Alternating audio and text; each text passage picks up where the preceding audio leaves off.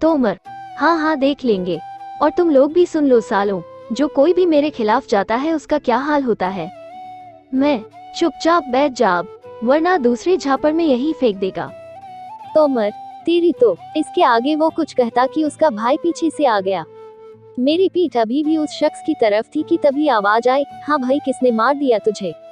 ये सुनकर जैसे ही मैं पलटा तो देखा ये तो सिद्धू भैया है। उन्होंने भी देखते ही मुझे पहचान लिया और आगे बढ़कर सीधे गले लगा लिया। अरे सागर, इतने साल बाद कैसा है तू? ये कहते हुए सिद्धू भैया मुस्कुराकर मुझसे बात कर रहे थे और वो तोमर को भूल ही गए। ओ भैया, इसे क्या गले लगा रहे हो, इसी ने तो मारा है। तोमर बोला। मुझे? अरे तू तो पढ़ाकू लड़का था, तूने कैसे हाथ छोड़ दिया? भैया आपका भाई लड़कियों की रैगिंग कर रहा था, उन्हें यहाँ आइटम नंबर वाले गानों पर डांस करवा रहा था। ये सुनते ही उनका चेहरा तमतमा गया और वो बड़ी तेजी से उसके पास गए और एक जोरदार तमाचा उसके बाएं गाल पर दे मारा। ठीक उसी समय उन्हें गांजे की महक आई तो उन्होंने उसे उठा के एक और तमाचा मारा और वो फिर नीचे जा गिरा। कमीने, तेरी हिम्मत कैसे हुई लड़कियों की रैगिंग करने की? ये कॉलेज हमारी माँ के नाम पर है और तू उन्हीं के नाम को गंदा कर रहा है। समझाया था ना तुझे कि कॉलेज की लड़कियों का सम्मान करना, पर तू कुत्ते, बहुत चर्बी चढ़ी है न तुझे, अभी उतारता हूँ तेरी चर्बी। ये कहते हुए सिद्धू भैया ने अपनी बेल्ट निकाल ली और एक जोरदार चाप उसके कंधे पर पड़ी। मैंने भागकर उनका हाथ पकड़कर उन्हें रोका। छोड़ दे मुझे सागर, इस कुत्ते ने हमारे खानदान की इज्जत पर कीचड़ उछाला है। भैया, मैंने बस इतना ही कहा था कि उन्होंने अपना हाथ छुड़ाया और एक बेल्ट और चाप दी। अब मैंने जैसे तैसे उन्हें पीछे से पकड़ लिया और पीछे की तरफ खींचने लगा, पर मुझे बहुत ताकत लगानी पड़ रही थी।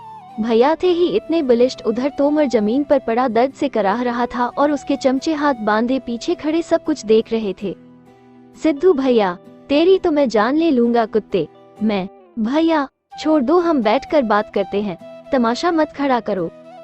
सिद्धू भैया, कोई बात नहीं करनी मुझे, छोड़ तू मुझे। भैया मैं आपके आगे हाथ जोड़ के विनती कर रहा हूँ, आप घर चलो, वहाँ आप जो चाहे इसे सजा दे देना। तब जाकर भैया का गुस्सा कुछ काबू में आया और उन्होंने बेल्ट छोड़ दी। तुम सब लोग सुन लो, आज के बाद यहाँ किसी ने भी रैगिंग की तो मुझसे बुरा कोई नहीं होगा। रैगिंग करनी है तो उस फाटक वाले कॉलेज में पढ़ो। इस कॉलेज में प्यार, मोहब्बत, आशिकी, नशे के लिए कोई जगह नहीं है। सागर जैसे स्टूडेंट्स ने इस कॉलेज की जो शान बनाई है वो बनी रहनी चाहिए, और इस शान पर अगर किसी ने कलंक लगाने की कोशिश की तो वो जान से जाएगा। सिद्धू भैया ने गरज के साथ अपना फरमान सुनाया। और सागर, इस कुत्ते की गलती के लिए मैं तुझसे हाथ जोड़कर माफी मांगता हूँ। ये कहते हुए भैया ने हाथ जोड़े तो मैंने उनके हाथ पकड़ लिए। ये क्या कर रहे हो भैया? लड़का भटक गया है, आप इस समझाओगे तो समझ जाएगा। सुना तूने कुत्ते, चल माफी मांग सागर से, भैया ने गरजते हुए तोमर से कहा। वो बेचारा रोता हुआ खड़ा हुआ और हाथ जोड़ के माफी मांगने लगा तो मैंने भी उसे माफ कर दिया। आज के बाद तूने किसी को भी परेशान किया ना तो देख फिर। और आप सभी को भी बता दूं, इसका नाम राकेश है और आज के बाद आप में से किसी भी स्टूडेंट को इससे डरने की जरूरत नहीं है। कोई भी इसे तोमर नहीं कहेगा। हमारी जात का नाम लेकर ऐसे डरा रखा है जैसे कि कोई तोप हो।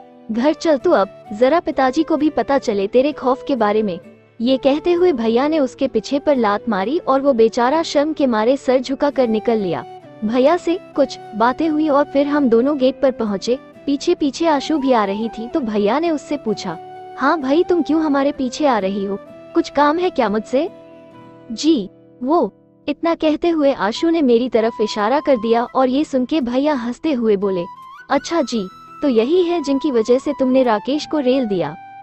भैया वो, अरे छोड़ो भाई, हम सब समझ गए। ये कहते हुए वो मुझे कहने लगे, चलो बढ़िया है, खुश रहो। इतना कहकर भैया अपनी गाड़ी में बैठ के निकल गए। उनके जाते ही डरी सहमी सी आशु मेरे सीने से लग गई और रोने लगी। उसने आज पहली बार ऐसा कुछ देखा था जो उसके लिए पूरी तरह नया नितुभु था। मैंने उसे पुचकार के चुप कराया और उसके माथे को चूमा तो वो कुछ शांत हुई। फिर उसे बाइक पर बिठाकर हॉस्टल छोड़ा। कल की मुलाकात का समय भी तय हुआ और इसी तरह रोज कॉलेज के बाद 1 घंटे के लिए मिलना, घूमना फिरना, प्यार भरी बातें करना, ऐसे करते हुए दिन बीते। बस मेरे लिए ऑफिस और पर्सनल लाइफ को बैलेंस करना मुश्किल हो रहा था, जिसका पता मैंने आशु को कभी चलने नहीं दिया। और फिर वो दिन आया जब आशु का जन्मदिन था। मैं आज पूरे दिन की छुट्टी ले रखी थी। आशु को भी मैंने बता दिया था कि वो आज आधे दिन के बाद बंक मार के मेरे साथ चले। सबसे पहले तो मैं उसे एक अच्छी सी रोमांटिक मूवी दिखाने ले गया और फिर उसके बाद उसे आज पहली बार अपने घर पर लाया। कमरे में दाखिल होते ही वो कमरे की सजावट देखकर दंग रह गई। फ्रिज से केक निकाल के जब मैंने रखा तो उसकी आंखों में खुशी के आंसू छलक आए। केक पर लगी मोमबत्ती बुझाकर सबसे पहला टुकड़ा उसने मुझे खिलाया और फिर वही आधे टुकड़ा मैंने आशु को खिला दिया। मैंने उसे कस के अपने सीने से लगा लिया, पर अगले ही पल वो मुझसे थोड़ा दूर हुई और नीचे जमीन की तरफ देखने लगी। फिर मेरी आंखों में देखा और अपने पंजों पर खड़ी होकर मेरे होठों को चूम लिया। मैं उसके इस अचानक हुए हमले से थोड़ा हैरान था, जो उसने साफ पढ़ ली और शर्म से सर झुका लिया। पर आज मैं अपनी जान को कैसे नाराज करता, सो मैं आगे बढ़ा और आशु के चेहरे को अपने दोनों हाथों में थामा और उसे प्यार से माथे को चूमा। 10 मिनट में मैं मुंह धोकर बाहर लौटा तो देखा आशु पलंग पर बैठी है। उसकी पीठ दीवार से लगी थी और दोनों पांव पलंग पर सीधे थे। उसने अपनी दोनों बाहें खोल के मुझे पलंग पर बुलाया। मैं उसके गले लगने के बजाय उसकी गोद में सर रख कर लेट गया। आशु की उंगलियां मेरे बालों में लगी। आशु, ये बर्थडे अब तक का बेस्ट बर्थडे था। थैंक यू जानू। हम आशु, एक और थैंक यू आपको। मैं, एक और किस लिए? आशु, किस करना सिखाने के लिए। ये कह के आशु हंसने लगी। वैसे आप तो काफी माहिर निकले, और कितनी बार कर चुके हो? मैं, पागल, फर्स्ट टाइम था। आशु, अच्छा, इतना परफेक्ट कैसे? मैं, वीडियो देख देख के सीख गया। आशु, अच्छा, मुझे भी दिखाओ। मैं, नहीं, उसमें और भी कुछ है, वो सब अभी नहीं। आशु, स्कूल और कॉलेज में बहुत सी लड़कियां हैं जिन्होंने वो सब कर रखा है और वो सब मजे लेकर सुनाती है, इसलिए थियरी तो मुझे अच्छे से पता है। मैं, अच्छा, चलो प्रैक्टिकल शादी के बाद कर लेना। आशु, इतना इंतजार करना पड़ेगा? आप भी ना, आपकी उम्र के लड़के तो लड़कियों के पीछे पड़े रहते हैं इन सब के लिए, और एक आप हो कि। मैं, अब कुछ तो फर्क होगा ना मुझ में और बाकियों में, वरना तुम मुझसे प्यार क्यों करती? आशु, आपका मन नहीं करता?